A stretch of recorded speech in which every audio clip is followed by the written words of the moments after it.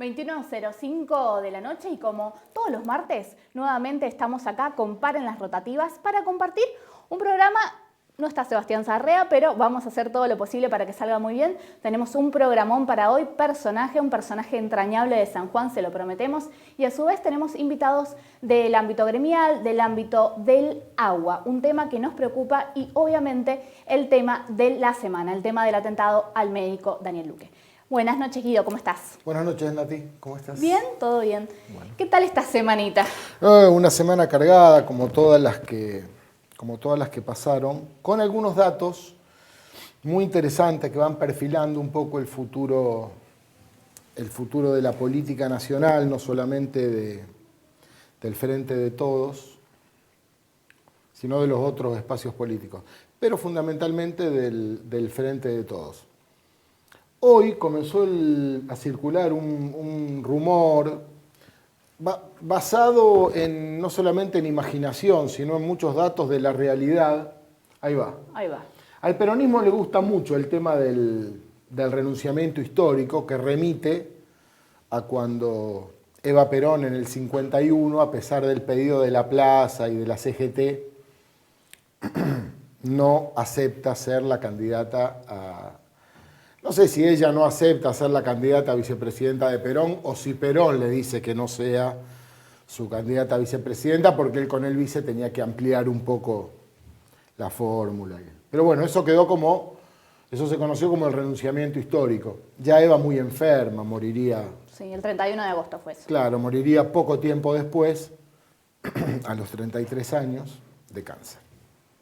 Bueno, entonces el renunciamiento histórico ha quedado en el imaginario del peronismo como un hecho loable, y por eso yo lo utilizo en el título.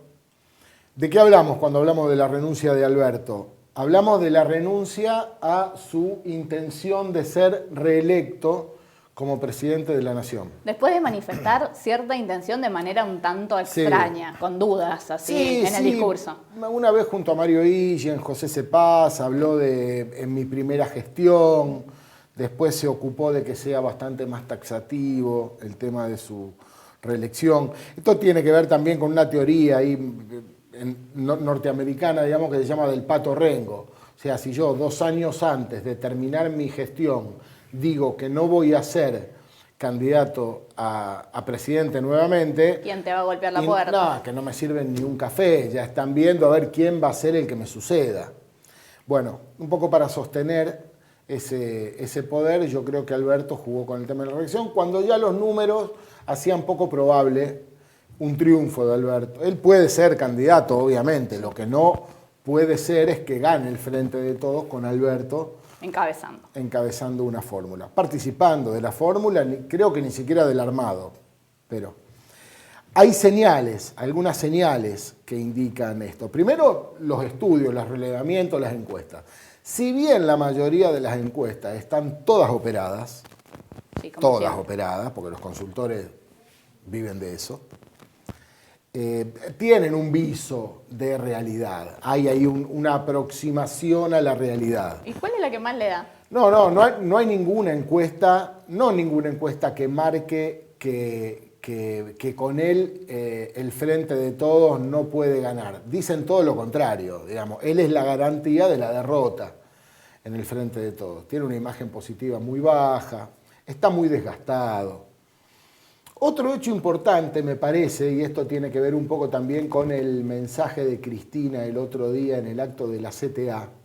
Nosotros hacíamos una nota en Tiempo donde planteábamos Cristina en campaña. Esto lo tiramos apenas terminaba la reunión. Un vice probable y la búsqueda de asegurar aliados. ¿Quiénes eran esos aliados? Los gobernadores y los grandes intendentes de la provincia de Buenos Aires, que son mini gobernadores. ¿Cómo buscaba asegurarse esos aliados? Denunciando el mal uso de los planes sociales por parte de las organizaciones sociales y pidiendo que se los entreguen al Estado, es decir, a los intendentes y a los gobernadores, fundamentalmente. Con esto Cristina buscaba acercarse a esta liga de gobernadores que se formó. Días después, la Liga de Gobernadores se reúne en el Chaco, llamada por Capitanich, y elaboran un documento. Ese documento es un grito de Alberto, ya está. Te queda 1 año y medio, ¿qué tenés que hacer en este año y medio? Tratá de que esto no empeore, ordená un poco la gestión, ordená un poco la política, pero pensá que hasta acá llegamos. Ya está. ¿Por qué? Uno puede leer rápidamente la carta de los gobernadores al pasar y bueno, un documento político lleno de eslogan y de frases comunes. Pero leído de una manera un poco más profunda, lo que se ve es una larguísima lista de reclamos, punto por punto. Lo pueden ver, en tiempo tenemos la nota, perdón que no les mandé el link, pero bueno, está en tiempo, la carta de los gobernadores, en tiempo de San Juan. En ningún momento dice, tenemos que profundizar las medidas en torno a, o tenemos que seguir avanzando en relación a. Dice, tenemos que hacer tal cosa, tenemos que crear tal otra, tenemos que, digamos, nada se ha hecho de acuerdo a ese documento. Señal disruptiva. Nada se ha hecho de acuerdo a ese documento. Todo hay que crearlo. Y dice, y para eso nos constituimos en la Liga de Gobernadores buscando afianzar el bienestar general, ahí parafrasearon un poco el preámbulo los gobernadores. Entonces, las encuestas no le dan, ni cerca. Los gobernadores le están diciendo, Alberto, todo bien, pero... Que era una pata de su pollo. Pero esto no camina porque no ha cambiado nada fundamentalmente, ni el tema de los subsidios, ni el tema de la coparticipación, bueno, este tema de los planes sociales que Cristina pone garantizándole a las organizaciones sociales desarrollo territorial en los territorios que los gobernadores manejan. Eso se sabe que a los gobernadores del peronismo, a los gobernadores en general, pero especialmente a los del peronismo, no les cae muy bien. Y otro punto es que, bueno, el círculo de Alberto se ha ido achicando, el albertismo, lo que alguna vez Alberto supongo que soñó como una especie de cuarto movimiento histórico, ya que el tercero iba a ser el alfonsinismo, y vemos en qué terminó. Alberto terminó con Vito Velo, Belis, Moroni, Vilma Ibarra, Martín Guzmán. Culfa se fue. Bueno, dirigentes que no tienen votos, ninguno, y menos desarrollo político que votos tienen. Por lo tanto, ¿qué le quedaba a Alberto? El movimiento Evita. Sí.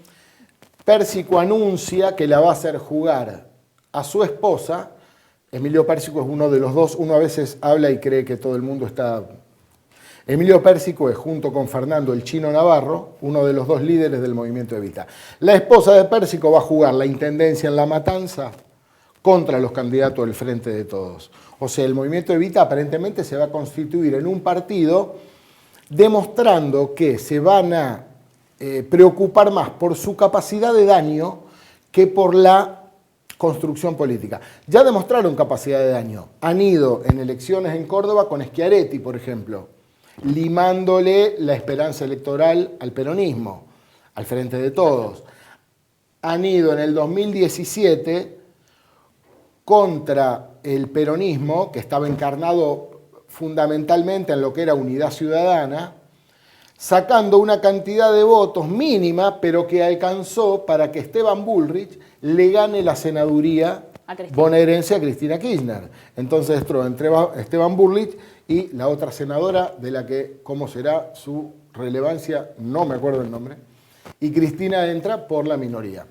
Esto lo hacen de la mano de Florencio Randazzo, este candidato que aparece en los años impares. Es verdad. Pasa la gorra, se candidatea, a veces consigue, a veces no consigue, y tira 2 añitos más hasta el próximo año impar, donde vuelve a repetir el proceso. Digamos, ya no le queda políticos al lado. Zabaleta está pidiendo por favor volver al territorio porque está perdiendo la interna en Hurlingham contra la Cámpora. Entonces Zabaleta, que era como una esperanza. Vino Scioli. Alberto, yo creo que consciente de todos estos datos, lo trae a Scioli para ver si podía ser su candidato en el marco de la unidad. En principio Scioli mide más o menos lo que midió siempre. de a poco fue cayendo un poco en la expectativa. Conclusión, se espera más temprano que tarde que Alberto renuncie públicamente a su reelección para que el Frente de Todos pueda construir otra opción de poder, mostrársela a los argentinos con propuestas y bueno, y trabajar en lo que queda para una elección que hoy la tiene perdida. Hoy la tiene perdida. El kirchnerismo dicen que está trabajando muy fuerte. Cristina Kirchner le prometió a la militancia que no iban a tener que militar a nadie. O sea, no voy a traer a otro Alberto para que a regañadientes tengan que militarlo. Eso quiere decir que probablemente sea ella o Axel Kicillof, difícil porque quiere ser otra vez gobernador de Buenos Aires, o Guado de Pedro, que es un soldado de Cristina, es un buen funcionario, el ministro del Interior, tiene buena relación con la oposición también, se reúne con Ritondo, charla, conversa, una especie de embajador del kirchnerismo para acercarse a todos los espacios de la política. ¿Sería con un gobernador? ¿De qué? ¿De vice? Sí. Y yo creo que sí. Yo creo que sí, porque aparte es una fórmula demasiado, digamos, otra vez demasiado poder bonaerense, habría que salir a buscar una figura desde el kirchnerismo al interior de la República. Primer tema que íbamos a tocar. Segundo tema que íbamos a tocar, si me disculpan, lo voy a repasar porque he mandado el guión y esto... Ah, bueno, no, tremendo. Las presiones de la política. Es una de las razones por las que Alberto Fernández creo que está en un mal momento. Se lo ve incluso hasta físicamente, cansado. Sí. No me voy a parar en los lapsus o en los actos fallidos porque... O en decir, ya tuvimos la semana pasada mucho con la garganta profunda. Decir profunda por poderosa no es tan grave, puede pasar. Eduardo Duhalde confesó en una entrevista con Radio Perfil que estuvo a punto de suicidarse. Él dice que tomó un medicamento para la depresión, un medicamento que hace tener ideas negras, dijo a la gente, y dice que si no se suicidó fue porque al piso al que quería subir para arrojarse no estaban los dueños de casa, que le hubieran abierto la puerta para que él se asome a la ventana y se hubiera tirado al vacío. Dice que eso evitó el suicidio. Después, bueno, vinieron otros, lo calmaron. Él no dio precisiones ni sobre su afección, ni sobre el medicamento, ni sobre la época. Pero el tema se dio cuando estaban conversando lo de Costecchi Santillán, el aniversario del asesinato por parte de la policía de Buenos Aires, de efectivos de la policía de Buenos Aires, de Maximiliano Costecchi y Darío Santillán, en lo que se conoció como la masacre de Avellaneda, dos dirigentes piqueteros, en el 2002. Esto apresuró la salida del gobierno de Duhalde y también lo obligó a renunciar a su reelección, porque obviamente Duhalde se veía, después de ser el presidente parlamentario, se veía como el candidato a presidente. Sí, que apagó un poco las llamas en un momento muy complejo de la Argentina. Este hecho terminó con la posibilidad de que Duhalde sea su propio sucesor y bueno, habilitó el proceso que después llevó al triunfo de Néstor Kirchner en el 2003. Dos cositas de Milei, rápidas. Uno no la tiene con Milei, pero viste como a veces uno no busca los líos y los líos lo buscan a uno. ¿Qué dice Bueno, Milei? uno a veces no lo busca a Milei, pero Milei lo busca a uno. Milei anunció que de ser presidente mudaría la embajada argentina que está en Tel Aviv, en la capital de Israel, a Jerusalén.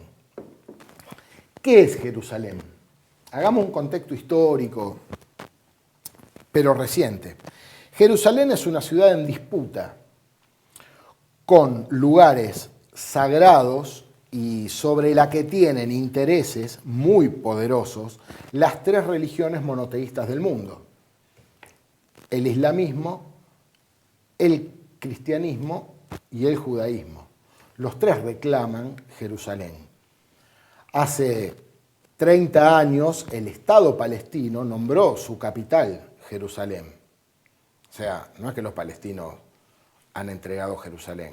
Y sabemos lo que pasa entre Palestina e Israel, quizá el conflicto más antiguo entre los pueblos del mundo, que no se va a resolver por los próximos milenios. Es un conflicto que tras el milenio se va a resolver solamente por la extinción de uno de los dos pueblos. No hay otra manera. Porque los mismos extremistas se encargan de cargarse, como lo ha hecho Israel, a los líderes que intenten avanzar en procesos de paz. La verdad es que ninguno de los dos grupos quiere la paz. Quiere exterminar al otro. Por lo tanto, es un problema sin solución.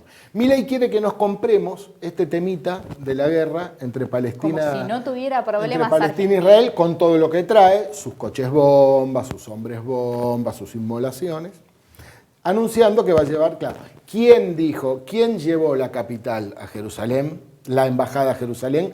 Donald Trump. ¿Quién abrió su oficina comercial y anunció que iba a llevar la embajada a Jerusalén? Jair Bolsonaro. Es todo dirigente que le cae muy bien a Javier Milei. Supongo que tratará de emular acciones de estos dirigentes. Y hoy tiró otra cosita, más allá de...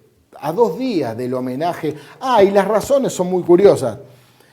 Las razones, pues me voy acordando, las razones por las que dijo que iba a llevar la embajada argentina a Jerusalén era porque Moisés, o sea, un hecho referido en un tiempo, diría Borges, que no podemos comprender, Moisés, cuando el uno, dice él, o sea, Dios, le ordena romper las tablas de la ley, lo primero que dice es Jerusalén. Pero como si no alcanzara la palabra de Moisés, también Milei se argumenta por la decisión del rey David. Esto sí lo podemos datar más o menos 3.000 años atrás, 1.000 años antes de Cristo. La decisión del rey David, el vencedor de Goliat, de llevar la capital de su pueblo a Jerusalén. Estos son los dos hechos. Los dos argumentos. Estos son los dos argumentos de Javier Milei para llevar la embajada argentina muy creíble a Jerusalén. Y hoy le preguntaron sobre la venta legal de niños y él dijo que depende. Depende. Sí, depende. Él no lo vendería. Si yo tuviera un hijo, yo no lo vendo, claro, porque tiene plata y no necesita. Pero como con los órganos, aparentemente los pobres podrían vender sus órganos y sus niños para sobrevivir. Pero vos pensás que esto es casual. He tenido varias charlas al respecto. Y digo... Ningún dirigente podría decir esto, animarse a decir esto sin saber la catarata de repudio que puede llegar a generar semejante cosa, como pasó con la venta de órganos, como fue pasando con esas declaraciones. Yo vengo sosteniendo que Javier Milei es un blef como dirigente político, pero aparte es un blef desde lo técnico, desde lo técnico. Bueno, al punto, estos podrían considerarse casi medidas económicas. La venta de órganos, la venta de niños, son libertades económicas que él instalaría en un mercado. Bueno, una persona que considera... Pero eso no pasa en ningún lado del mundo. Y si pasara en algún lugar del mundo, sería un lugar del mundo al que más convendría no acercarse. Vamos a ir terminando con la política nacional. Daniel Scioli. Hay una escalada del dólar impresionante. Hoy creo que llegó a 236, casi 240 pesos. Por un cepo, que yo considero que es correcto si se aplica bien, que tiene que ver con cuidar las divisas del central, suspendiendo lo que se llamó el festival, o tratando de parar un poco lo que se llama el festival de importaciones. Bueno, en medio de todo eso, el Pichichi, como se autopercibe, Pichichi es el apodo del goleador de la Liga Española de Fútbol. Se le da el premio, el Pichichi del año, al jugador que más goles hizo en el fútbol español. Scioli, que en su equipo, la ñata, juega, obvio, porque es suyo, sí. Y se pone la 9. Vino acá a jugar al fútbol. Cada vez estamos más cerca. Jugó un partido. A ver si podemos ver un momento el video. Bueno, él ahí explica, es una broma que renunció a un club brasilero, ¿no? Porque para venir a jugar a la ñata. Y bueno, y los nervios del debut y qué sé yo. Pero lo que sucede después, yo le pido a los futboleros, aguanten unos segunditos, porque lo que viene después es desopilante. Yo nunca vi una cosa semejante en el fútbol. Pelotazo, está de chupamate, como se dice, pimba, no. Palo. Bueno, llegaban a barrerle. Y acá viene una jugada que, si hubiera sido en Corea del Norte, ese muchacho que la saca sobre la línea no vuelve a ver la luz del sol. Pero bueno, afortunadamente fue en la Argentina. Hasta luego que no sé nada. 2 goles. En el caso de que Scioli gestione su ministerio como define en el fútbol 5, probablemente nos encontremos con esta pancarta, a ver si la conseguimos, porque la estaban armando en el gobierno nacional. Esto es exclusivo. A ver si nos arriman la pancarta. Paren las rotativas. Bueno, cuando esté la pancarta haremos el comentario respectivo. Ahí está. Perdón, Culfas, Alberto y tus amigos. Digo, en el caso de que gestione el ministerio como define en el fútbol 5. No, sí, claro. Bueno, mejor que Culfas. Por lo menos viene con un discurso interesante de interactuar con otros ministerios, con los gobernadores, contra una gestión, la de Culfas. A San Juan ha venido mucho, pero había quejas de un poco de autismo, digamos, en la gestión de Culfas, de no escuchar, de no... Perdón por el autismo, no debía haber dicho ese adjetivo. Digo, un poco de aislarse y no gestionar en comunión con otros estamentos del Estado. Fue lo que pasó con varios funcionarios de Alberto, ¿no? Recordemos a Eugenia Bielsa lo que sucedió con la Secretaría de Vivienda, que termina yéndose por eso, ¿no? Conducción.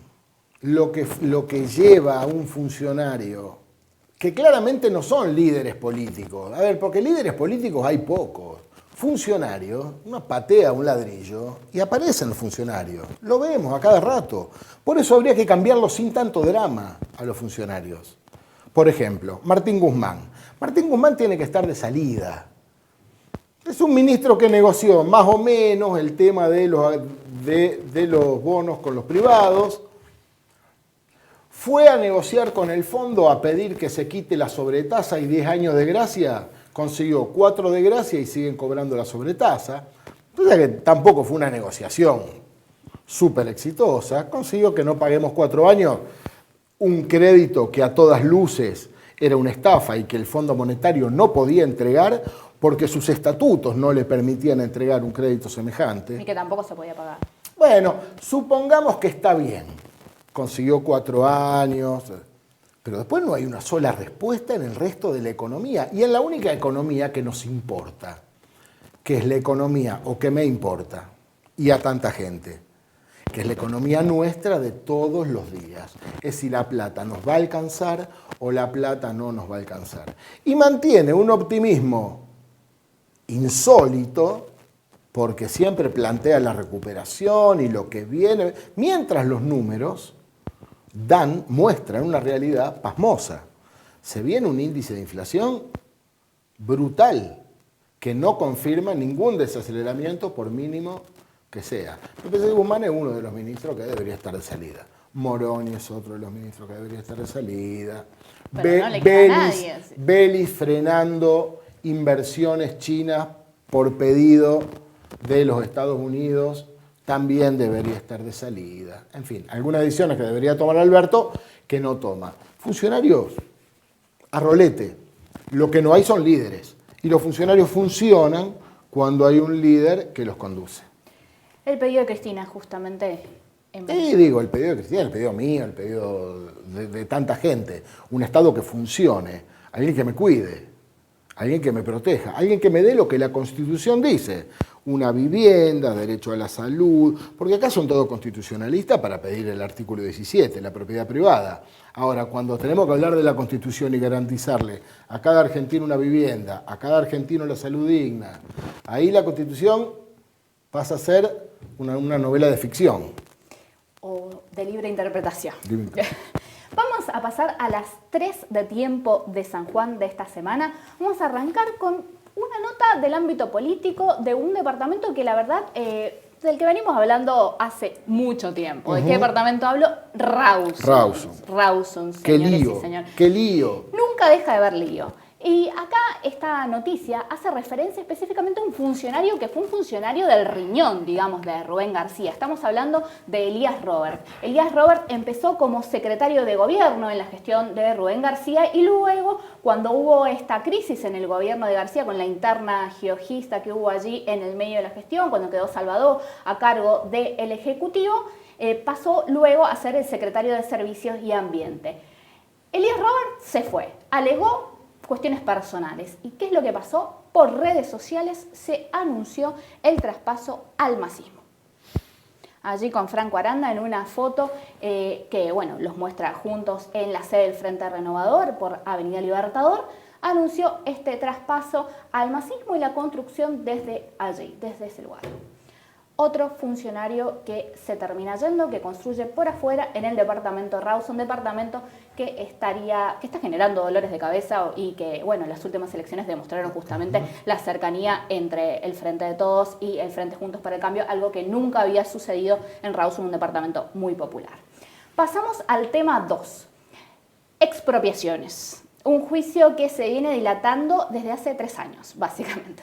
Desde hace 3 años que se viene dilatando, ahora le pusieron fecha, fuentes oficiales charlaron con Tiempo de San Juan e informaron que en octubre empezaría el juicio por la causa expropiaciones. Recordemos que esta causa básicamente hace referencia a una posibilidad, que es lo que se está investigando, de inflación, por decirlo de alguna forma, de precios de terrenos expropiados por el Estado con ganancias estrafalarias para abogados, para funcionarios y para jueces que fueron implicados. Esto tiene que ver también con Parque de Mayo. Exactamente, son 3 las causas que dan origen a este juicio que empezaría, sería un triunfo si empezara en octubre, y tiene 3 causas. Una de esas es la del Parque de Mayo, causa por la cual la provincia iba a tener que pagar 1.500 millones de pesos por la expropiación de terrenos para la construcción del Parque de Mayo. Estamos hablando ya por la década del 20. Más o menos sería como expropiar el Central Park. Y más carísimo. De Nueva York le costaría. Carísimo, sí. Carísimo, la verdad, sí. Ese fue una de las sentencias, ¿no?, que alertó a la provincia de San Juan. Tenemos que pagar 1.500 millones. Es una moneda. Exactamente, sí. Y estamos hablando del año 2008. No, claro, con la inflación y todo, no, es una locura. Así, bueno, se dice ahora que empezaría en octubre. Sería un juicio, la verdad, enorme, el más grande de las últimas 2 décadas, según aseveraban desde el Poder Judicial. Y esa foto que se ve allí en la nota de Tiempo de San Juan es la foto de la prueba, de la documental. Una habitación completa con la documental del juicio de expropiaciones que está cuidada bajo 7 llaves en el subsuelo de tribunales. Claro, hay que ponerle gente en la puerta. Y se desapareció tanta documentación tiempo atrás. Así que bueno, si empieza sería un triunfo este juicio que lleva 3 años por las complejidades de la megacausa parado. Y ahora vamos al tema 3, como siempre un tema lindo. Estamos hablando de este personaje entrañable para San Juan, estamos hablando del Tatá. Hace mucho que no se lo veía en las calles. Y Tiempo de San Juan lo fue a buscar y lo encontró. Lo encontró en su casa de Rawson cuidando a su hermana. Su hermana, esa mujer que luego del fallecimiento de los padres de ellos dos, dio su vida para cuidarlo a lo largo de estos 61 años que cuenta el Tatá. Y ahora el Tatá cuida a su hermana que tiene artritis, si no me equivoco, y la cuida, le hace los mandados, por eso ya no se lo ve en la calle, sino que está dedicado a cuidar a su hermana. Le recomiendo que lea esta nota en Tiempo de San Juan, escrita por Carla Costa. Y ahora, para cerrar el bloque, vamos a meternos en lo profundo de la vida de un personaje sanjuanino, de un personaje de esos que dan siempre mucha tela para cortar, que generan mucha tela para cortar, que generaron un cambio de alguna manera en varios temas. Y en este caso estamos hablando de Dani Lop, estamos hablando de Daniel Olivares, que recibió a Par en las Rotativas y nos dio una entrevista increíble. La primera parte de Daniel Olivares, Dani Lop.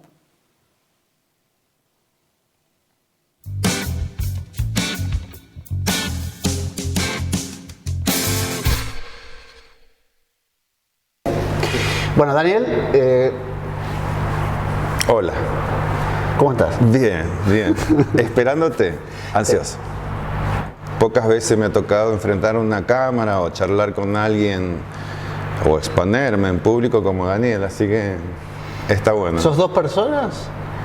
¿Daniel y Dani Love? Es decir, Hay 3 personas. ¿3? 3. Ajá. Al menos he jugado en la vida con 3 personajes. Ajá. El Daniel, el Dani Love y la Carlita. Ajá. La Carlita le manda un beso a un montón de muchachos que ¿Sí? ha conocido. ¿También? Sí, porque ella tiene su vida. ¿Es también un Convivíamos, personaje pero artístico o es y un alter ego o qué es? Y es una mezcla. Ajá. Es una mezcla porque fue como la aparición entre el Daniel y la Danilo. La gente se va a volver loca, va a decir, ¿viste? Te decía que este está loco. Bueno, por ahí andamos. Y el personaje de Danilo me mostró el mundo de la mujer. Si bien lo vivía desde el escenario, si bien, no sé, o haciendo un laburo en la calle o en algún evento en particular. Un día me quedé y me quedé más y me quedé más y me interesó esto de descubrir lo que era haber nacido en un cuerpo y empezar a expresarme como lo estaba sintiendo, ¿no? Y en ese momento quería expresarme como mujer y ahí nació Carlita. ¿Cómo nació Dani Love? De casualidad, no fue premeditado. El Danilo nace por la Era Bustamante o por una asociación. Mira, tengo esa confusión, no sé qué fue primero. Vino un chico de una asociación que trabajaba en contra del VIH. En aquella época, levantar la bandera de luchar contra el VIH y hacer campañas era como un estigma triple, ¿viste? Ser homosexual, tener VIH, no sé, y salir a enfrentar y decirlo era buscar que te discriminara a todo el mundo. Era como muy fuerte. ¿Año, más o menos, te acordás? 20 años atrás. 20 años atrás, calculable, sí, mucho. Y bueno, la época de hace 20 años atrás, el contexto social era otro totalmente distinto al de hoy, ¿no? El de hoy no se ha naturalizado del todo, pero me hace tan feliz que podamos hablar de estas cosas con cierta naturalidad, ¿no? Claro. Porque estamos hablando de seres humanos, en definitiva, no estamos hablando de un invento o de un robot que salió mal, de seres humanos, que nos pasa exactamente lo mismo que a todos y a todas. Y bueno, por el hecho de levantar la bandera esta, ¿viste? Trataba de conseguir un espectáculo porque el gobierno le había facilitado el Teatro Sarmiento y no conseguía. Nadie quería ir a apoyar a este tipo de asociación, de fundación, Carpir se llamaba. Y bueno, vino acá y dijo, chicos, ¿por qué no los shows que hacen acá no los llevamos al teatro? ¿A vos te parece? Sí, no, bueno, la cuestión que quedamos, y eran musicales, transmusicales, y yo le decía a uno de los chicos, che, falta algo en el medio, un conector, un personaje divertido, porque son musical, transmusical, me parece que esa gente se va a aburrir. Encima, maricones, ¿quién nos va a ir a ver? Era muy difícil todo, ¿no? Lograr que fuese gente. Y fue bastante gente. Y ahí fue la primera vez que salgo en el diario. Ajá. Me llamó la atención porque yo nunca me había vestido de mujer. Yo era el gay que decía, no, yo de mujer no me he visto. El gay bipolar, ¿viste? Que se cree hombre todavía, el de que es el resabio de la heterosexualidad. Como la primera experiencia y sí, me tiene que haber fascinado. ¿Te encantó? Sí, me tiene que haber fascinado. Eso yo lo traía adentro. ¿Te soltaste, digamos? Me di el permiso. Por eso. Igual había mucha discriminación y me acuerdo que fue mi madre, yo no había aclarado nada con ella, entonces yo no se lo había aclarado, ¿viste? Pero había... No, obvio, mi vieja lo re sabía. La madre es la primera en saberlo y la última en aceptarlo, en aquella época. Claro. Ahora no. Bueno, me era como difícil, ¿no? Entonces fue como una experiencia y la dejé ahí, pasó mucho tiempo para que lo volviese a hacer, pero cuando lo volví a hacer no paré más. Claro. Yo era disjockey de acá de Rapsodia y dejé las bandejas, dejé los CD en aquella época Y me subí al escenario y no me bajé más. Y no paré, Y no paraste ¿viste? Lo disfruto mucho. Hasta ser un fenómeno que fue, Danny Love fue un fenómeno acá en Rhapsody, en todos lados, en San Juan. Fue muy copado. Es, ¿no? Sí, sigue siendo. Es. Porfiada. Hasta el día que me muera. Sí. Me encantaría morirme en el escenario. Nadie que esté diciendo. Era muy fanático. Dani, vos sos uno de los principales responsables de haber corrido un poco la cortina mental de San Juan en el aspecto de que descubriera que esto existía. Miren, esto existe el mundo, existe un mundo distinto, y vos fuiste, para vos como persona, para vos chocarte con tanta resistencia y con tanta discriminación, que me imagino todavía un poquitito hay, queda, pero ¿cómo fue del principio? Fue amor. Fue amor en todos los sentidos. En ese momento nos habíamos conocido con Jorge y ninguno de los dos habíamos aclarado nada, entonces como que no teníamos ocasiones, siempre teníamos que tener ocasiones disfrazadas para encontrarnos, para estar juntos. Claro. Como lo hacía, no sé, mi hermana con su novio en el living o en la puerta o en el comedor o quedarse. Nosotros no podíamos hacer nada, Claro, ¿me entendés? tenía que ser clandestino todo. Todo clandestino. Entonces, digo, ¿y si nos ponemos un bar? No sé, digo, un bar rockero encima, cosa que era bien duro para que jamás pensaran que éramos... Claro, para despistar. Totalmente. Le pusimos Jimi Hendrix. No, Jimi Hendrix no, Hendrix. Imagínate Jimi Hendrix usando las mariquitas del nombre y allá arriba diciendo ¿qué? Automáticamente el público primero era todo público... Rockero. Eran rockeros. Rockero. Sí, fue un año un bar rockero. Ajá. Hasta que unos chicos alquilaron el local para hacer un cumpleaños y eran todas mariquitas. Les mando un beso enorme si están por ahí. Todas las maricas llegaron y coparon el boliche y nos quedamos nosotros. Yo igual me rondaba la idea porque digo, no hay un boliche que en San Juan. Pero no sabía que no había por el tipo de represión que había, ¿me entendés? Por eso no porque había. no se lo permitía existir. Entonces lo ignorábamos, y dentro de esta cuestión de haberlo ignorado, un día dijimos, después de ese cumpleaños, ya está, basta de rock, ahora se vienen las divas del pop. Claro, la pluma. Claro. Afuera. Chao Hendrix, bienvenida Madonna, ¿me entendés? Claro. Britney Spears. Claro. Y empezamos a hacerlo gay. Jorge se fue a la central de policía, tuvo una reunión ahí con gente, creo que era el jefe en ese momento, y le dijo, vamos a poner un lugar que va a albergar a la gente, en esa época no existían las siglas LGTB. Gay. Bueno, va a albergar gay. gente gay y lesbianas porque andan en la calle, en la Plaza Verastani, y ustedes se los llevan presos, entonces iban a estar... Así, de frente, ¿no? De una, fuimos para que ellos supieran que ahí no iba a haber nada escondido. Ustedes pueden ir cuando quieran, pueden hacer las inspecciones que quieran. Bueno, nada, en esa época había como... Qué difícil. Habían códigos contravencionales que no te dejaban vestir con ropa del sexo opuesto. Bueno, había mucha cosa, ¿no? Mucha cosa en contra. Un sistema patriarcal opresor, que si no eras como este sistema dictaba, te tenían que expulsar, echar, ir a la hoguera, porque era así.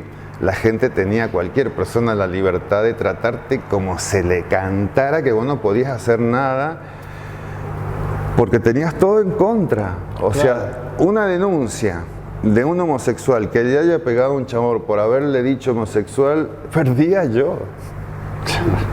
Porque donde tomaban la denuncia y donde no la tomaban eran todos homofóbicos, pero como que tenías que serlo. Claro. Era un re loco. mandato. Era un mandato. Bueno, inspectores que te decían, esto no lo vamos a habilitar nunca, porque tengo hijos y mis hijos pueden venir acá. Y yo decía, no, mire, gracias. si sus hijos vienen acá es porque le gusta o le gusta. Y eso no lo va a frenar a usted ni nadie. No lo frena Dios, le digo. Porque no lo frena ni Dios.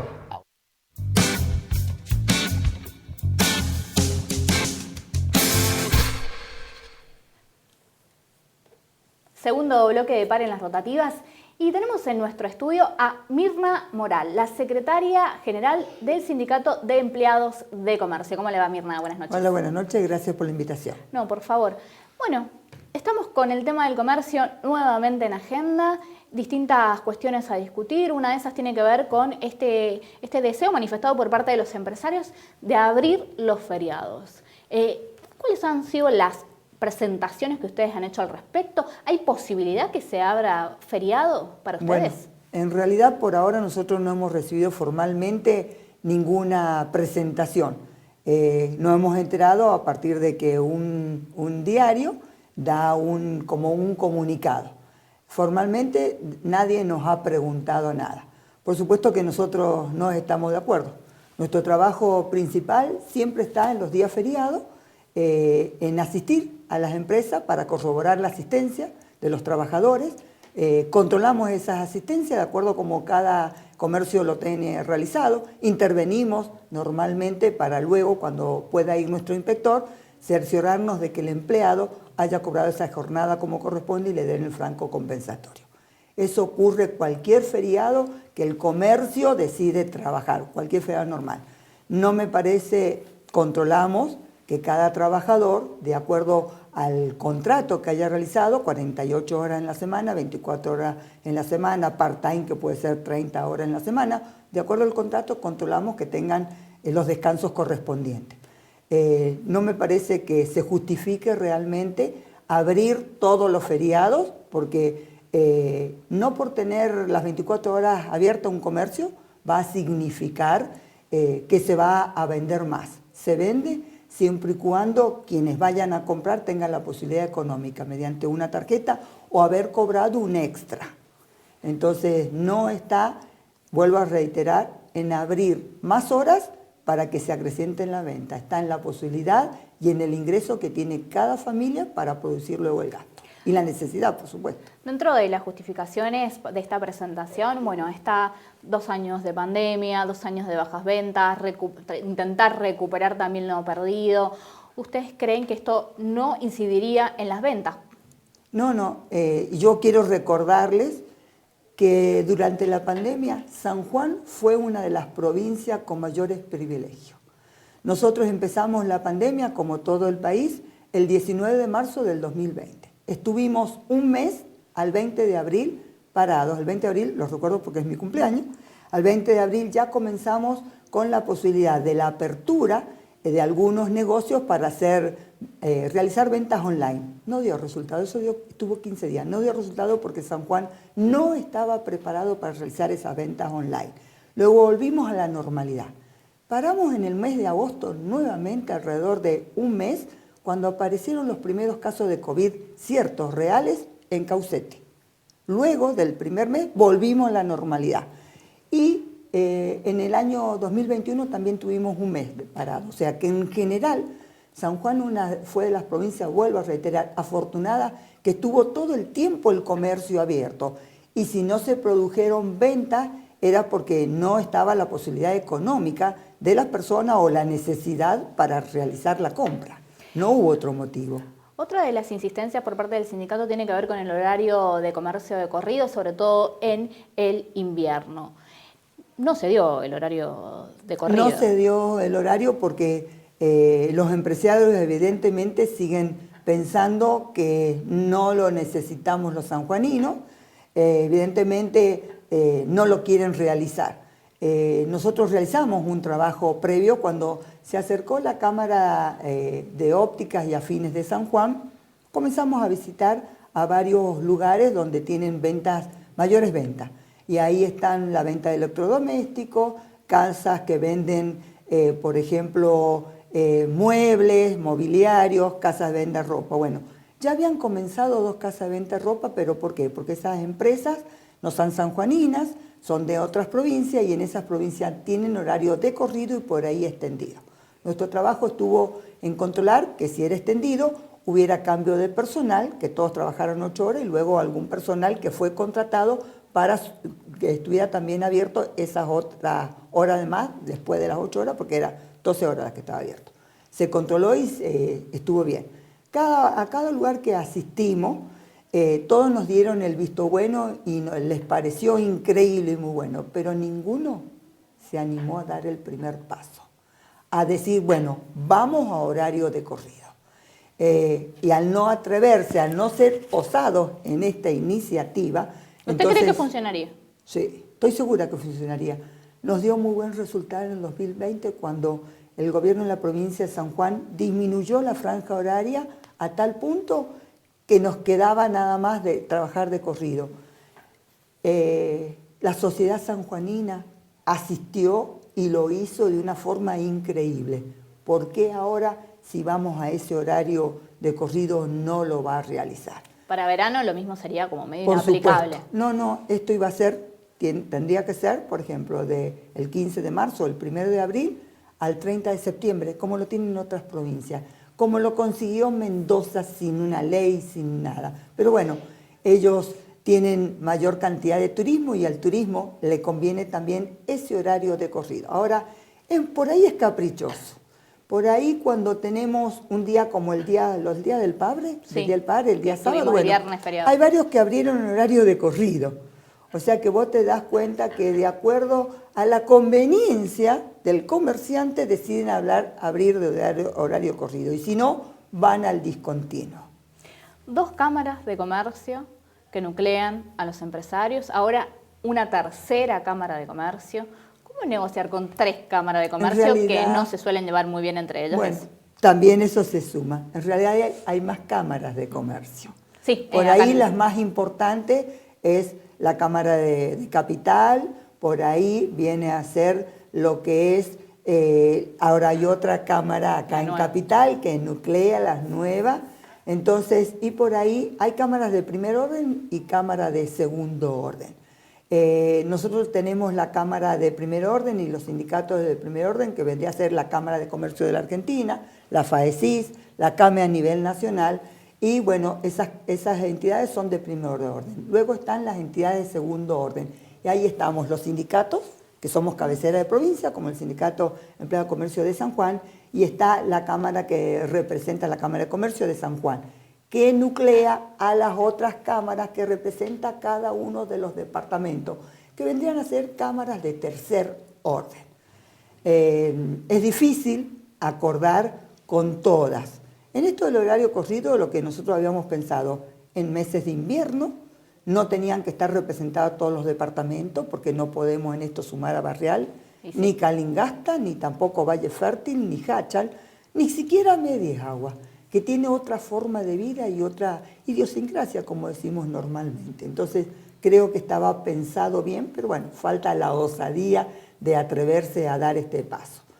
Y bueno, normalmente juntarnos para poder acordar es difícil, porque entre ellos por ahí no se pueden juntar o no se sientan a hablar. Pero bueno, siempre vamos tratando de hacerlo de alguna manera o de otra, para acordar lo mejor nosotros, para los empleados de comercio, en este caso para los trabajadores, y ellos para el comercio. Y ahí llegamos a acuerdos que tratan de no afectar y que respeten el día laboral. Por ejemplo, voy a dar un ejemplo. El año pasado, el día 26 de septiembre, ustedes saben que fue un día domingo. Y nosotros, por primera vez, el Ministerio de Trabajo de la Nación, en esto se jugó, lo voy a decir así, y dijo que lo pasaba directamente al día lunes. Por lo tanto, entonces el día domingo lo festejamos, pero el día lunes realmente no trabajamos. Las cámaras, todas de San Juan, querían que el lunes se abriera. Entonces nosotros, amparados en esto lo que el Ministerio había determinado, nos tomamos el trabajo 2 o 3 días antes de ese fin de semana de sacar fotocopias e ir a cada uno de los comercios que sobre todo estaban en el microcentro. Nos dividimos en grupos, microcentro San Juan, Rawson, Pocito y Chimbas. Y ahí visitamos comercio por comercio con esto.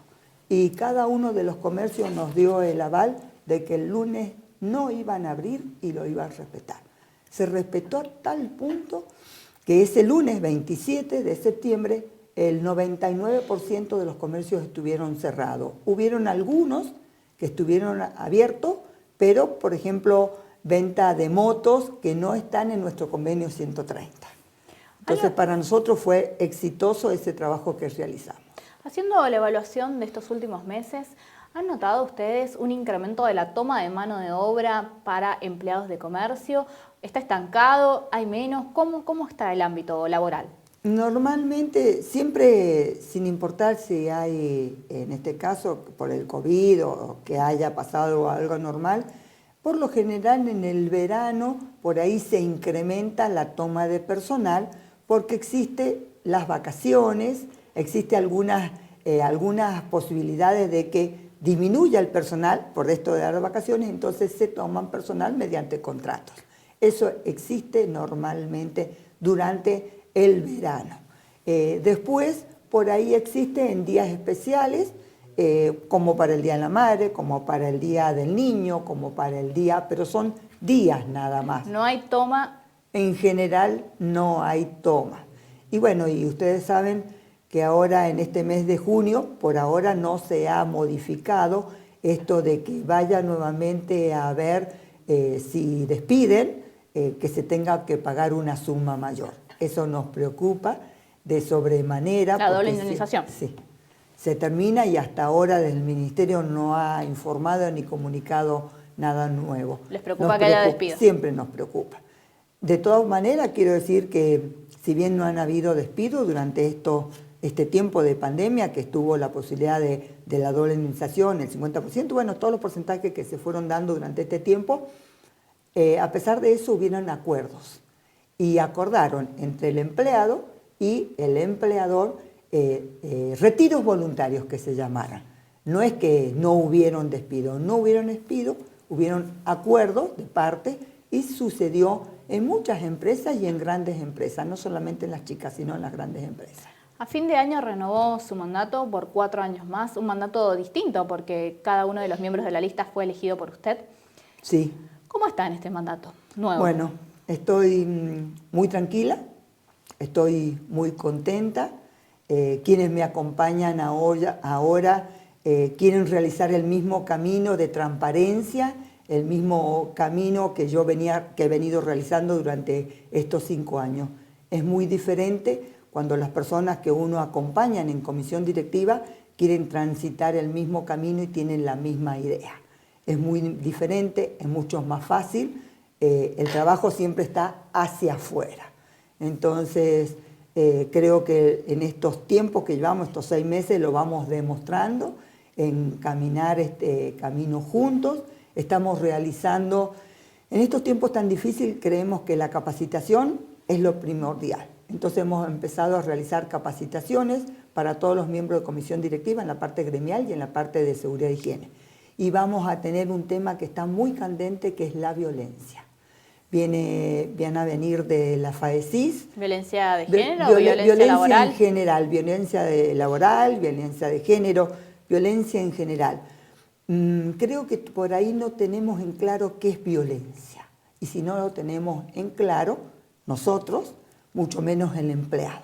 Entonces vamos a empezar con cursos de capacitación. Viene alguien desde Buenos Aires. Estuve hablando la semana pasada que estuve en Buenos Aires, estuve hablando con la psicóloga que va a venir desde la FAECIS y con Eduardo Chorén, que también va a venir por parte de Seguridad e Higiene. Es la primera charla que van a dar a nivel nacional porque somos el primer sindicato que lo hemos pedido. Así que ellos están con muchas expectativas y estudiando, interiorizándose por esto de la resolución 190, por esto de que la Argentina se ha sumado a la Organización Internacional de Trabajo en lo que es de la violencia.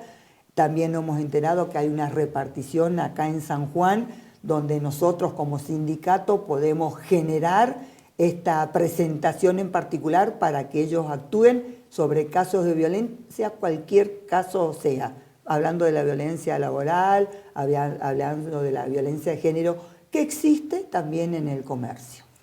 Le tengo que preguntar políticamente, bueno, el fenómeno de los autoconvocados recientemente en la provincia, un llamado de atención podría decirse a sindicatos docentes y luego de representación estatal. Yo sé que es otro ámbito en el que usted está. ¿Cómo se tomó esto sindicalmente?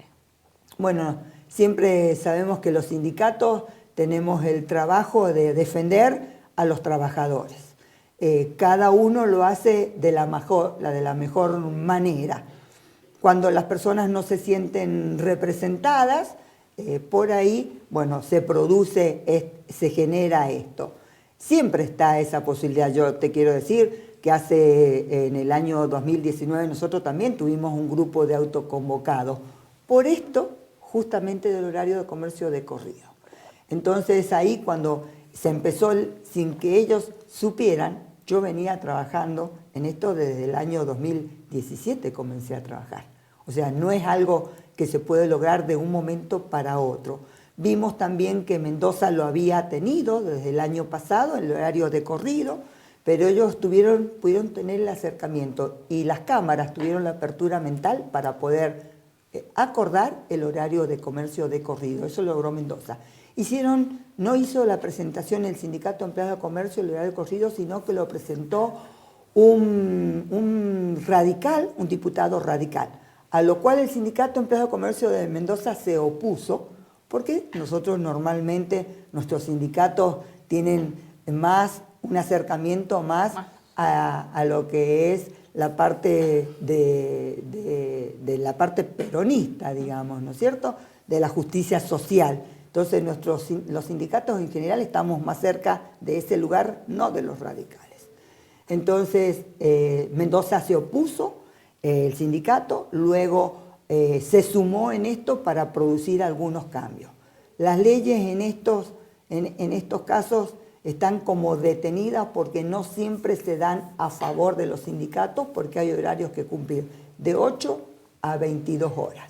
Entonces Mendoza lo tiene, si bien lo presentó este diputado radical, se sumó en algún momento el sindicato para asegurarse de que se cumplan esto de las 48 horas, 24, lo que dije recién, y bueno, y eso todavía está estancado.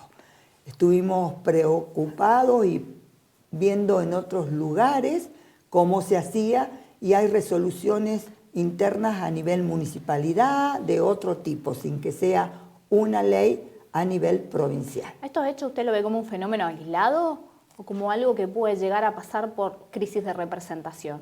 No, creo que puede llegar a pasar por crisis de representación. Nadie está exento de eso. Lo que por ahí a lo mejor todo lo que en este caso generó lo de los maestros, para ellos, voy a decir algo, les es más fácil. Porque en este caso era uno solo a quien se tenían que dirigir, que era el Estado provincial. En este caso, para nosotros como sindicato, representando a los empleados de comercio que están nucleados en 3.000 comercios, no es mucho más difícil. ¿Les dio su apoyo a Lucero? ¿Pudo hablar con alguno o no? No pude hablar con ninguno. En estos casos normalmente por ahí nos mandamos un mensaje por WhatsApp, no nos sumamos, no nos intervenimos porque es como que en esto estamos solo, cada uno representando. Sí puedo decir que para ellos es más fácil, inclusive para los trabajadores, más fácil porque hacer esta marcha les generaba a ellos la posibilidad. Nosotros los empleados de comercio para generar una marcha es muy difícil porque tenemos horarios discontinuos. Sí, el Estado como empleador que un privado. Ellos tienen horario de corrido, o sea, hay uno solo a quien hacerle y producirle la marcha. Nosotros en esto le producimos la marcha, esto cuando nosotros hemos tenido marcha durante estos 5 años, ha sido salir del sindicato, hacer una marcha en general e ir a la empresa, a una empresa. No podemos ir a todas las empresas en general, por esto de decir que nosotros somos una comisión directiva que tenemos 20 miembros trabajando en forma permanente, más los empleados del sindicato, y el resto de la comisión directiva, de los 57, está cada uno en su lugar de trabajo. Cada delegado o delegada que tenemos como representante de la empresa está en su lugar de trabajo. Si bien le podemos pedir días que son para capacitación, días que son para tener algún trabajo extra, bueno, son pocos los días también con los cuales contamos. Entonces, para nosotros no es mucho más difícil poder realizar este tipo de marchas. Muchísimas gracias. Muchísimas Mirna. gracias a vos. Muy Enseguida amable. volvemos con más Paren.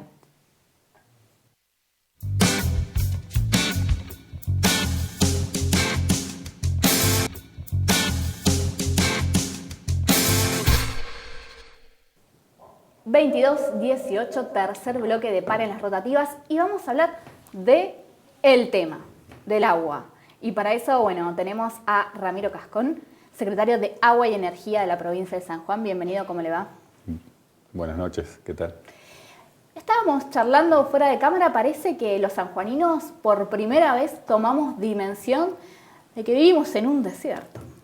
Sí, la baja disponibilidad de agua en estos últimos años ha hecho que notemos el valor de su ausencia o el valor también de cuando lo dábamos por asegurado y abríamos el surtidor o abríamos una compuerta de riego y teníamos agua a discreción. Y quizás lo bueno es que tomemos conciencia de que es un recurso importante y de los impactos que tiene el cambio climático y toda la variabilidad climática asociada a el recurso hídrico en nuestra provincia. En San Juan, hoy, ¿cómo estamos? ¿Tal como se preveía, de acuerdo al pronóstico? ¿Un poquito mejor? ¿Un poco peor? Al parecer, tenemos una foto ahora, nos queda todo julio, agosto y septiembre como época de nevadas. Venimos bien para la fecha estamos mejor que el año pasado, pero tiene que terminar de transcurrir la temporada de nevadas. Por otro lado, todavía no estamos mejor que el anteaño pasado, y estamos comparando 2 años pobres. Un año de 450 hectómetros con otro de 600 hectómetros. Hace 5 años teníamos 1000 hectómetros. Y hace un promedio de unos cuantos años atrás estábamos en 1500 hectómetros cúbicos de derrame del río San Juan. Entonces, bueno, obviamente es muy temprano para hacer estimaciones, pero un poquito mejor, un poquito de esperanza respecto del año pasado podemos Sí. llegar a tener. Obviamente nos alegramos con las nevadas. Es nieve que por las condiciones climáticas de alta montaña se ha conservado. El año pasado nevaba y al otro día se despejaba y la nieve también se pierde, porque si no están dadas las condiciones pueden haber lo que se llama sublimación, que es pasar del estado sólido directamente al vapor, al gaseoso, sin pasar por el líquido, que es el que escurre y alimenta los arroyos y cauces de alta montaña. Entonces, lo bueno este año es que después de cada nevada hemos tenido estos frentes polares desde el sur que han hecho bajar la temperatura en general en casi todo el país, y eso ayuda a consolidar nieve, que en vez de quedar como un polvo la nieve, se vaya consolidando como hielo, como una masa que perdura en el tiempo.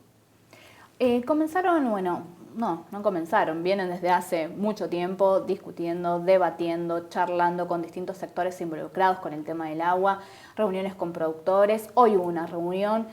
¿Qué es lo que se terminó debatiendo? ¿Va a continuar Hidráulica con el manejo del agua en la provincia? ¿Se va a armar un órgano nuevo?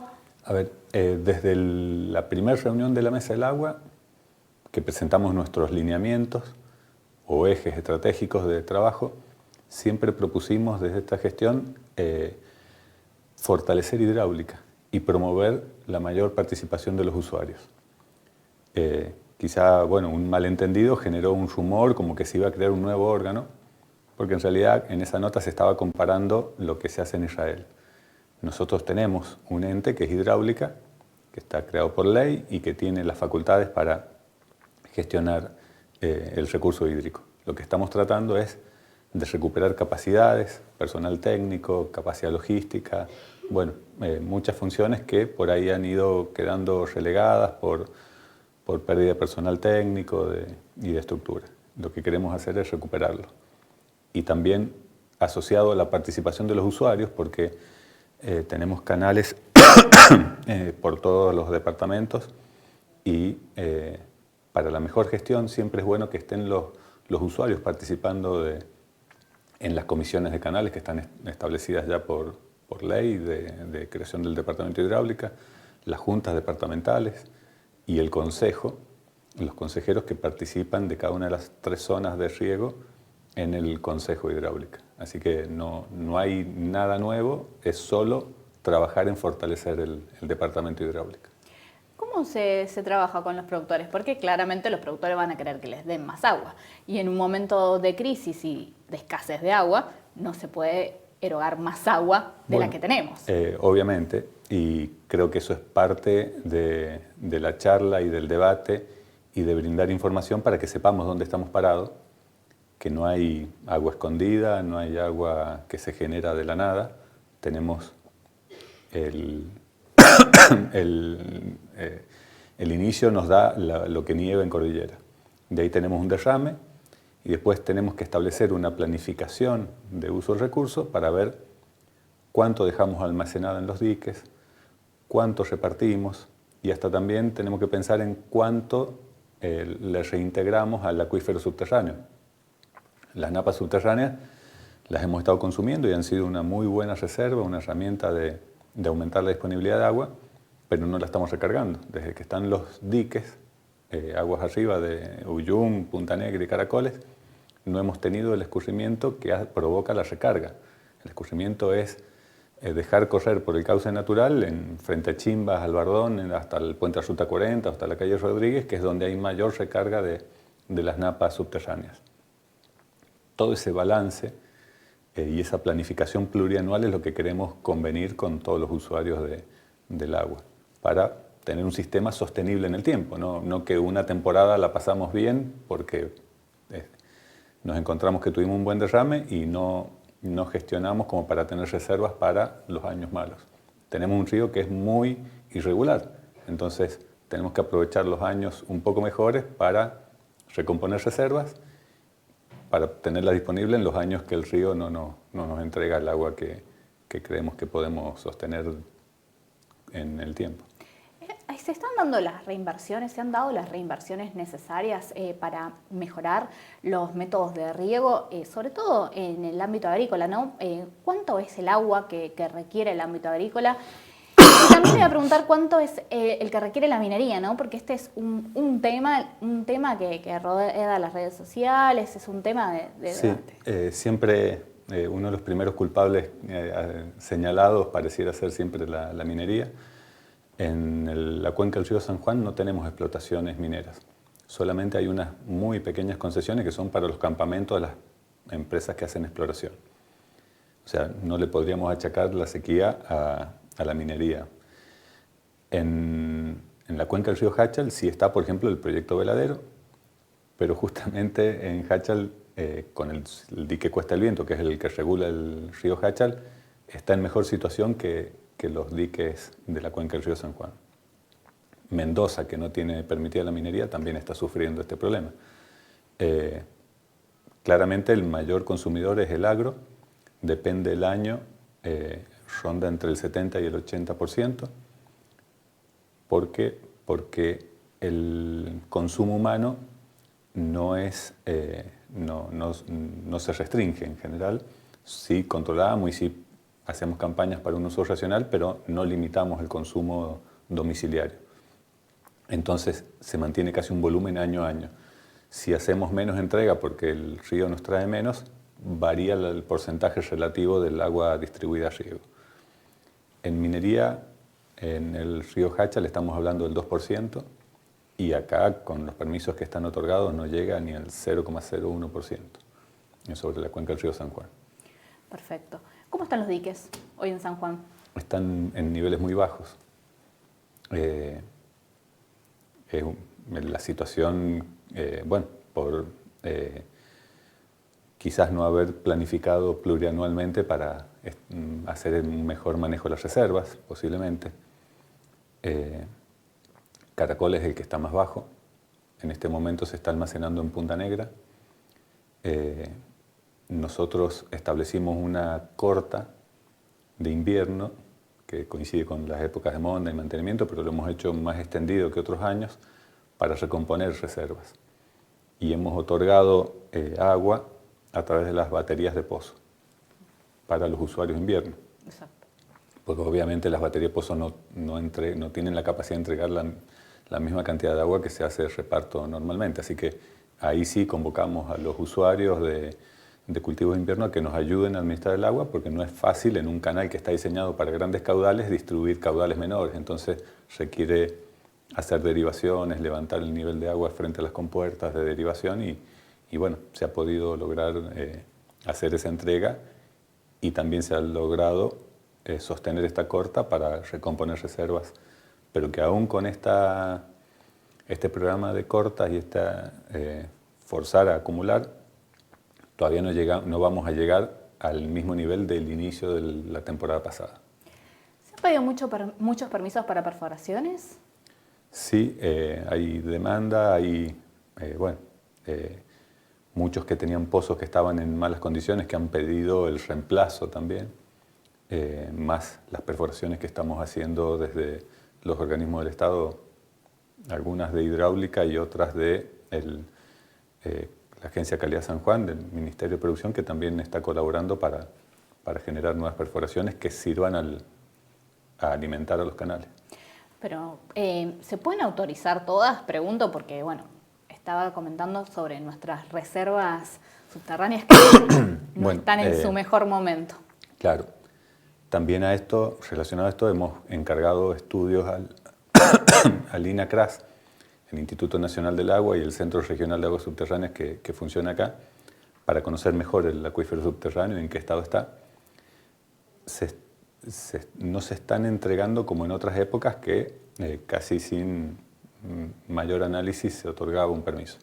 Ahora estamos con un análisis que justifique, pidiendo informes y demás que justifiquen la entrega de esta perforación. En general, cuando es una perforación para reemplazar una que ya estaba, se otorga porque ya hay un cultivo en marcha y no lo podemos dejar que se abandone, digamos. O sea, hay que darle continuidad a ese trabajo. Pero obviamente hay una restricción en el otorgamiento. Hubo reuniones con Israel, una presentación de una máquina en la provincia de San Juan. La pregunta es, ¿qué se puede replicar de Israel en San Juan? Porque son inversiones muy grandes. Bueno, en principio no estamos tratando de replicar lo que se ve allá, sino que ellos, el gobernador y el ministro han ido a recorrer para ver todo el panorama de lo que tiene Israel. Israel nace algo así como 70 años atrás y una de sus primeras leyes fue la ley de medición de agua. Nacen desde la escasez, crean un país en un desierto, pero también tienen particularidades que son difíciles de replicar acá. Es un país del tamaño de Tucumán, pero que viven 11 millones de personas, 10 millones de personas. Tienen un río apenas un poco más grande que el San Juan y cultivan muchas más hectáreas. Desalinizan agua de mar, pagan un canon de agua que para nosotros sería imposible pensarlo. Entonces, bueno, hay mucha tecnología, pero no toda posiblemente disponible para aplicar acá. Asimismo, también la forma de organizarse y de legislar. Algo que sí es interesante ver es que miden todo. Está medido perfectamente cada casa y cada usuario agrícola, cada red, cuánto se reusa, si son muy eficientes reusando efluentes cloacales y almacenando en acuíferos subterráneos, hasta vendiéndole agua regenerada del mar a países vecinos que antes eran enemigos militarmente, pero han aceitado relaciones gracias a estos convenios. Lo que nosotros queremos es que ellos nos acerquen propuestas, que analicen nuestra situación y también van a trabajar con técnicos locales. No es traer una receta y aplicarla acá, sino ver qué es lo que es posible y qué es lo que se adapta mejor a nuestra realidad. Esta empresa trabaja en India, en África, en países de Europa, en muchos países, y en cada uno van encontrando situaciones muy particulares y se adaptan a lo que ven y las propuestas salen en función de eso. ¿Es posible medir el agua que consume cada uno de los productores en San Juan? Es posible, no lo podemos hacer ahora con la infraestructura que tenemos, pero creo que tenemos que ir hacia ese lado. Bueno, muchísimas gracias, Ramiro, muy amable. Gracias. Nos queda el último bloque, quédese ahí.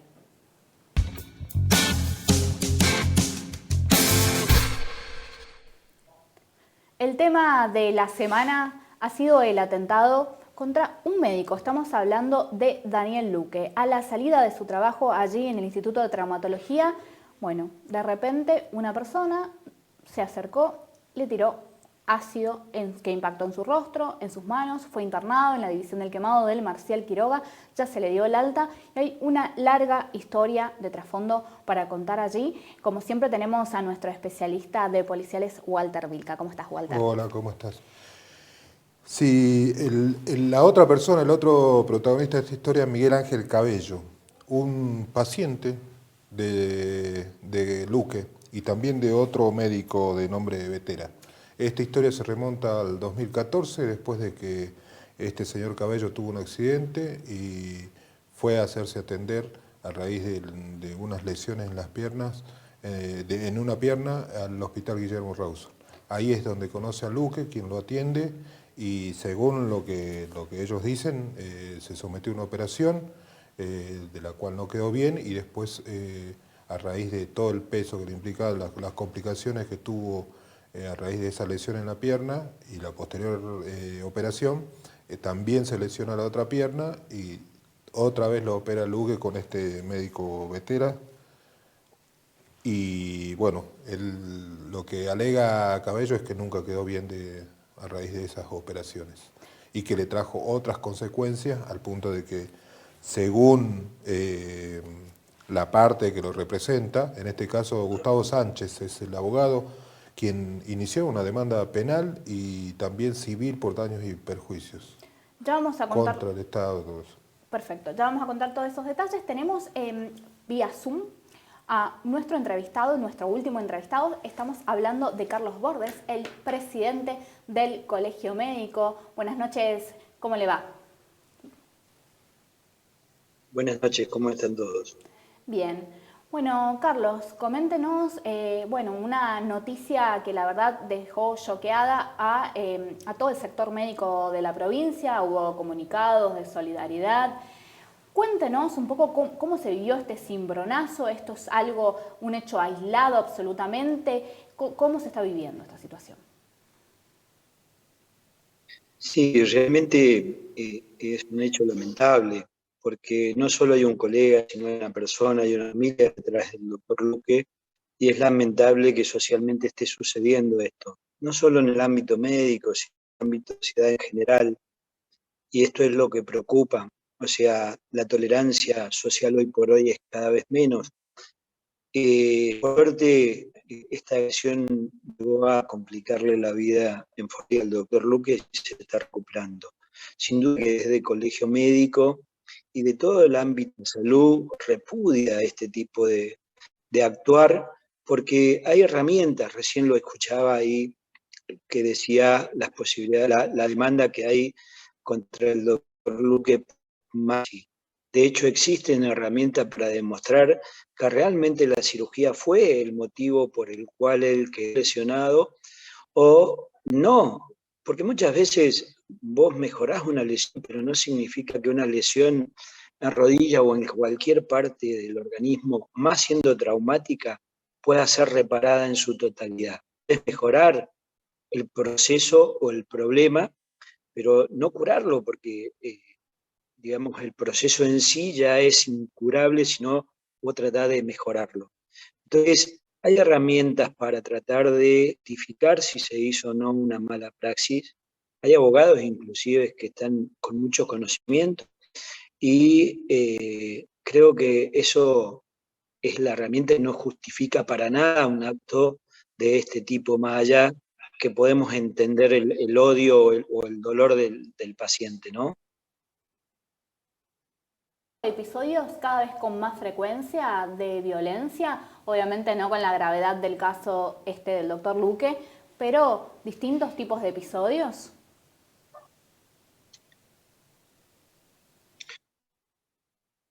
Sí, totalmente. O sea, podemos remontarnos a todas las especialidades, inclusive a nivel social. Antes el respeto que se le tenía a un docente, a un maestro, era totalmente diferente. Ahora lo vemos en la tele día a día. Hoy el médico ya no es considerado como era antes y no se lo respeta como antes. Antes era totalmente diferente. Hace un par de, o sea, desde una generación en adelante empezó a cambiar todo esto en todos los ámbitos, creo, en el ámbito general de la sociedad. Eso es lo que no es un solo hecho aislado.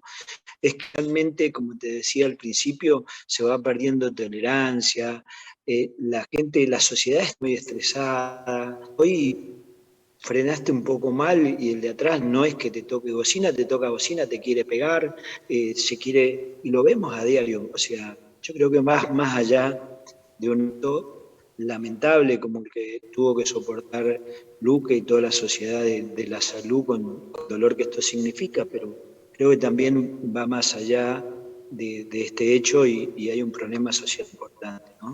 Seguro que compartimos esta opinión que tiene con respecto al nivel de violencia social que se vive, pero lo que queríamos consultarle era si hubo un aumento de denuncias por mala praxis.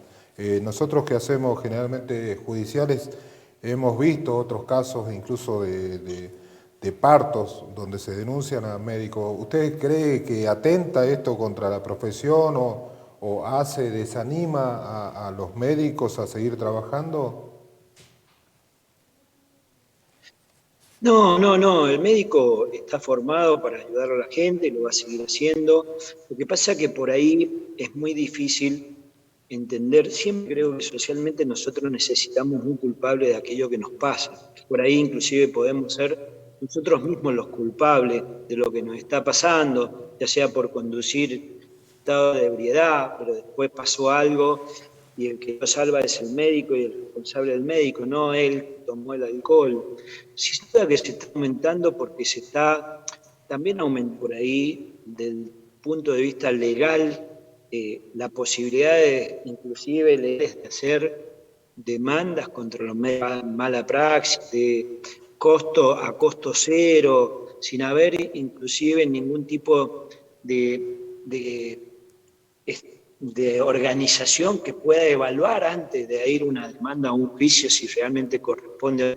Entonces, es mucho más frecuente en relación a antes y como te digo, mucho más la falta del respeto general social en la salud que antes también. Doctor Bordes, usted, estando al frente del Colegio Médico, le toca administrar clínicas importantes de la provincia de San Juan. ¿Piensan incrementar la seguridad? Sí. La seguridad siempre está incrementada. Todos los nuestros tienen un sistema de guardia en forma permanente para colaborar con la gente, para ayudar a la gente y para proteger a la gente en sí, y al equipo médico y al equipo que trabaja en el sanatorio. Sí, hay guardias. ¿Le piden más? ¿Cómo? Si le piden más seguridad aún los profesionales que trabajan en las clínicas y en los sanatorios, después de este tipo de episodios, ¿no?, que generan una especie de cimbronazo. Sí, totalmente. De todas maneras, no es que pidan más. O sea, vuelvo a insistir, la sociedad pide más seguridad en general. No terminemos acá. O sea, hay todo el mundo, vos, cuando prendes te pide más seguridad por el robo, más seguridad por la agresión, más seguridad. En todo el ámbito te piden más seguridad. Pero este hecho no marca que de ahora en más vamos a tener o no más seguridad.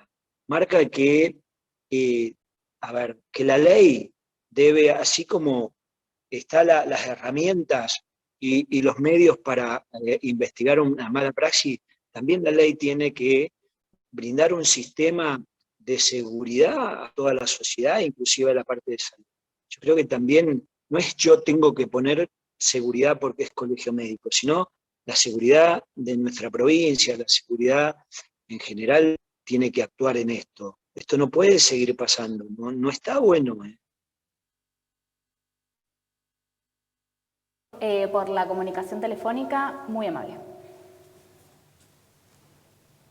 No por nada. Bueno, allí pasaba Carlos Bordes contándonos un poco el panorama, ¿no? Un caso que sorprende por la alevosía, si se quiere, un ataque traicionero. Lo relatamos ayer en una crónica que publicamos en Tiempo de San Juan, los detalles de cómo había sido el ataque. Hay una afirmación que está en poder de la clínica, justamente, donde se ve, según lo que pudimos averiguar, se ve como en el momento que el médico está abriendo el portón del estacionamiento y le aparece por un costado con una especie de termo donde le arroja líquido de baterías. Un ácido que está compuesto, una sustancia que está compuesta por ácido sulfúrico mezclado con agua destilada. Está rebajado, por eso justamente, si bien produce quemaduras, no son de mucha gravedad. De hecho, por este momento, el médico Daniel Luques está en reposo, ya ha sido dado de alta. Mientras tanto, Miguel Ángel Cabello, esto de acuerdo a la misma denuncia del médico, él logra reconocer y lo señala a Cabello como el autor del ataque. Es por eso que al otro día lo detienen a Cabello. Ahora, hay una historia detrás de todo esto que se remonta al 2014, donde Cabello sufre un accidente en moto, se lesiona y cae al hospital Guillermo Rawson. Es ahí donde es atendido. También dice que interviene un doctor de apellido Vetera.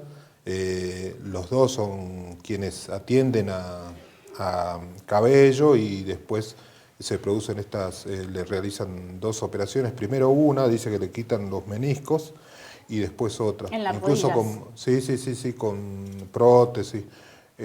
Lo que argumenta en síntesis Cabello es que empeoró su situación, incluso a raíz de las dificultades hubo un deterioro de otras partes de su cuerpo. La cuestión es que hace 2 años, estamos hablando de alrededor del 2020, iniciaron una demanda penal en el primer juzgado correccional, después en el segundo, me dicen, y que después esa causa quedó en la unidad conclusiva de causas.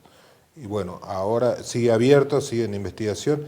Paralelamente se hizo una denuncia en un juzgado civil por daños y perjuicios contra los 2 médicos, contra el Estado, y también se hizo una denuncia en salud pública para que le iniciaran sumario administrativo a ambos. Todas estas causas están abiertas, se sigue la demanda, pero bueno, hoy Miguel Ángel Cabello está más ocupado en resolver su situación, dado que está detenido en la central de policía. ¿Y en qué situación está Cabello? El abogado Gustavo Sánchez, quien lo ha ido a ver el sábado, sostiene que él sí está, él puede dar fe, dice que él ha ido a su casa y está en silla de ruedas. Lo que alegan quienes vieron el video, dice que se puede movilizar muy bien después de la agresión. Y salió. cuesta creer que en silla de ruedas se haya movilizado y generado. De todas el maneras, atentado. la doctora Mónica Lucero, quien interviene en el caso, espera los informes médicos para ver el estado real de salud de esta persona, para ver, porque si es así, que la persona también tiene alguna discapacidad y está enferma, la ley permite que le otorguen la detención domiciliaria o le den la libertad, ¿no? También la característica del delito, en principio es lesiones simples.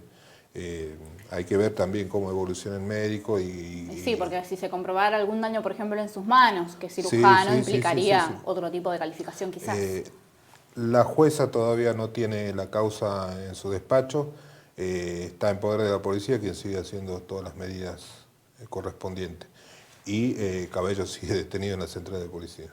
La defensa ya adelantó que obviamente ellos van a ir a pedir la detención domiciliaria, pero bueno, hay todo un proceso abierto. ¿Se sabe el abogado que representará al médico?